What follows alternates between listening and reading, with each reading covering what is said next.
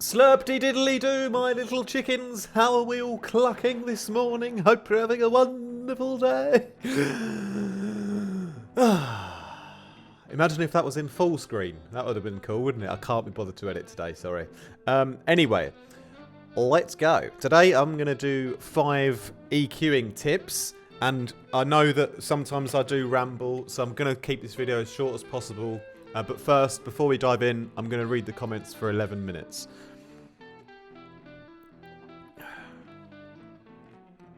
Might go to the toilet. Do I need to go to the toilet? No, I'm not. Okay, thank you, Koba, who says, boo boo, eggs is eggs. I haven't had eggs for a while, actually. I might buy some for Easter. Well, I'm definitely getting some chocolate eggs, actually, from the shop after this. Peter F says, great tip for dialing in the ducking curve using the kick itself. Love it, G. Personally, I prefer Shaperbox sidechain to the kick, no latency issues. That way I don't have to draw in a whole bar and create a curve for each kick. Shaperbox is a multi-band feature for ducking specific frequencies and the added benefit of showing the sidechained audio overlaid in the UI. Absolutely agree with you there. Shaperbox looks great. I don't have it myself, but those of you who have Shaperbox, that is a perfectly great way to sidechain. Who else have we got? We've got Mike Briggs, Slurped It Up. Mike is the #1 commenter in the universe on this channel, I think. It says, my main problem is that my hat and snare fall on the same beat.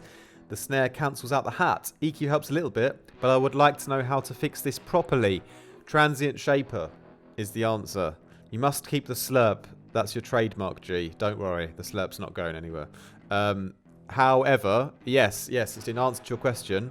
The transient shaper, if you put a good transient shaper on the hat, you can do it with the kilohertz one is the best one I've ever used, and it's free.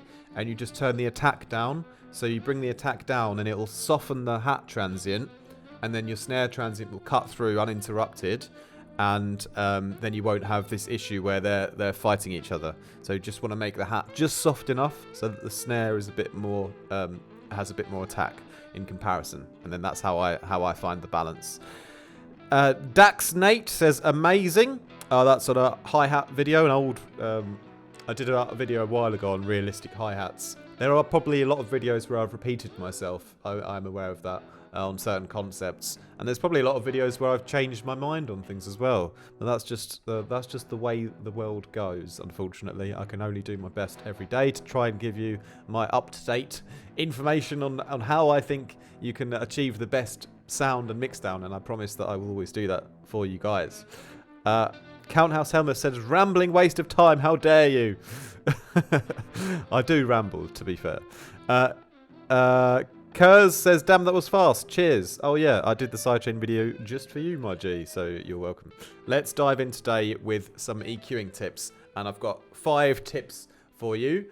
And #1 tip with EQing, it's going to be nice and simple today because everything I do, I'm a simple man. I like simple pleasures, and I believe that making music is really simple and doesn't need to be overcomplicated. So my #1 tip is everything you do with the EQ, do it simply and don't do anything fancy. You haven't got to draw a masterpiece with your EQ. You definitely don't have to do like this and then this and then this and then like this and then like, you know, just doing like so much work with your EQ. You've already got the wrong sound, to be honest. So simple things that need to be done are key, and we don't have to draw like art pieces in the EQ. So that's the first thing. Nothing fancy. That's my first tip. My second tip is low cut sculpting. So when we're low cutting a sound, here I've got like in this part, this is the random little composition I'm not really actually going to use, but this would be like a extra bass that comes in on top of the other one, right? But maybe I think that there's like a little bit too much bass in this new one because I wanna keep in the bass from the main bass. This is the main bass above here. I want to keep that in, and I want to bring in this new one, but I want to just take some of the low end out of the new one so it doesn't like clash so much with the low end of the main one. So how am I going to EQ out the low end? I'm going to do it smoothly, and I'm going to sculpt it nice and one stage at a time if I have to. I'm not going to do this. I'm not going to do this to the sound, like really, really sharp cuts. Sometimes 48 dB you can get away with it on certain sounds, but really, what I'm realistically going to do is I'm going to go for something like an 18 dB, and I'm going to cut it out quite, as smoothly as I can. So let's say I want to cut up to around maybe there. That could be quite nice, and it's done quite smoothly. Okay, and I've sculpted it one stage. And what I'm going to do is I'm going to sculpt it again, because I still want to take a bit more low end out. I just don't want to do it so drastically, So this time I'll do like a 12 dB, so it's a little bit of a even smoother slope. You can see there's still a bunch of low end in because I didn't go really heavy with it, and now I'm just going to do it again. And then I've sort of done it twice, and I've got a bit of a I've taken the low end out enough. And it's going to probably sound a little bit better in the mix. Okay, I'll just play that again here. Okay, so it doesn't conflict as much with the other one.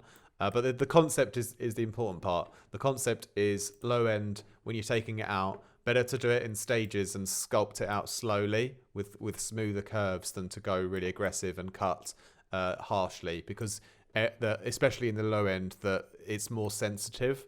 And so the smoother you can be with it, the finer of a higher quality finish you will have. Just like painting, I always imagine EQing, like soft brush strokes over time to create a finer, detailed image.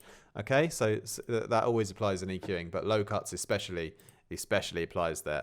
Next tip is mid-side EQing. This is the exact same thing. So I could go ahead maybe here on my main bass. I've sort of done one here already. I've sort of done already like a little mid-side EQ. So just selecting the sides only, taking out the sides. Nothing needs to have stereo information below 80 hertz ever on anything. So do this on every single group. Do it on everything, Make sure you're not leaving loads of stereo in the low end. Unless you're trying to do it on purpose to like create a rumbling sensation. But when you want the sound to be clean, then don't do it. Okay, so again, same technique applies. A little like softer low cut, cutting out the sides, and if I want to do it again, I'm going to sculpt it a little bit more, and I'm going to go even smoother again. Just do another one, and I've sculpted it like nice and smoothly and slowly. For the stereo as well. So same technique as the main low cutting, but also done with the mid-side EQ. Next is the third tip, which is is it the third tip? No, the fourth tip. Imbalances, smoothing out imbalances. So if you've got a sound which is like a bit random, like I just added in this random Foley sound here, and if we take a look at this. Okay, any kind of weird synth sound that you've made, or like a weird Foley sound where the spectrum is all a bit, random and spiky and horrible. Better to, rather than doing like really, really sharp cuts for the spikes that I used to do in the past, better to just find a nice balance where you want to like just take down the spike a little bit, but do it in a subtle smoother cuts like that. Okay, so fix your imbalances in your sounds, but also pay attention to the smoothness of it, because the smoother and wider the cut is, the more the more higher quality you will retain in the image of the sound. So this sound here, for example, maybe I want to just take that imbalance down a bit, but I'm going to do it in such a smooth way always. Going back to my first point, nothing fancy. Don't need to go in like taking little cliffs out here and cliffs out there. Only ever in all of my productions and all of my tracks, all of my EQing is done at this most soft, smooth and basic level, always, only. Okay, If I'm having to do more than that, it's already the wrong idea. Okay, the next part is the final tip, which is shelving. And lest we forget the beauty and the wonder of shelving. Okay, what I often see actually is people want to like take out the high end from sounds. I see this quite often, more newer or maybe even some intermediate producers, but you really don't realistically need to ever take out the high end from anything ever. Unless you're creating like a filtered effect on purpose. But if it's like your bass line, if it's your lead, if it's your vocals, I never want to take out the high end, because the high end is the brilliant part of the whole mixdown, where you've got unlimited headroom to an extent. You've got loads of headroom.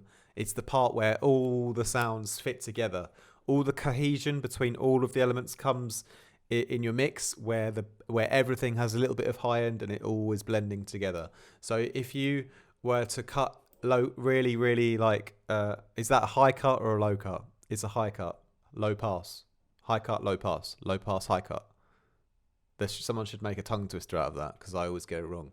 But if you wanted to really take out some of the high end, what's going to happen if you do it like on the bass, for example, here? Let's I think this is on the wrong channel. Let's make a new EQ here, and let's take out the highs of the bass like this.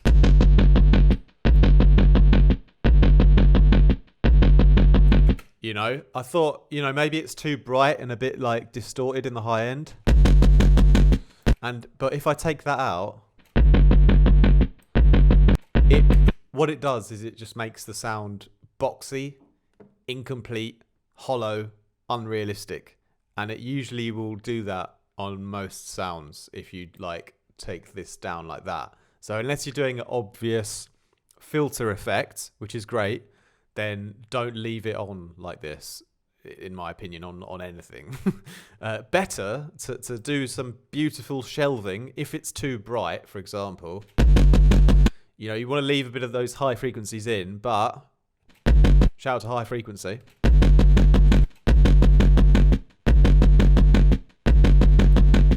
You might want to just like bring the brightness down. So a shelf can be used as a brightness control. Okay, so sounds that we can have more brightness on, for example, bring this one down because maybe it's a little bit too bright up there. I mean, personally, I like it quite bright there, but if you wanted a sound to be a bit duller, just shelf it down like that rather than cutting it completely. And same thing with the little response bass here. If I think this one is like, it's like a realistic bass and it just doesn't have any high end, so I'm just going to shelf it up here. And at least now it can sort of compete a little bit in the brightness with the other one. Okay. There's no need to be worried if you're going mental with that kind of high shelf boost, because there's nothing really there. You're bringing out the air of the sound, and that's absolutely fine to do. Okay, and same thing applies with the low end shelving. You can also use shelving in the low end if you want to kind of leave a lot of the bass in, but it's just a little bit too much compared to the other one. So you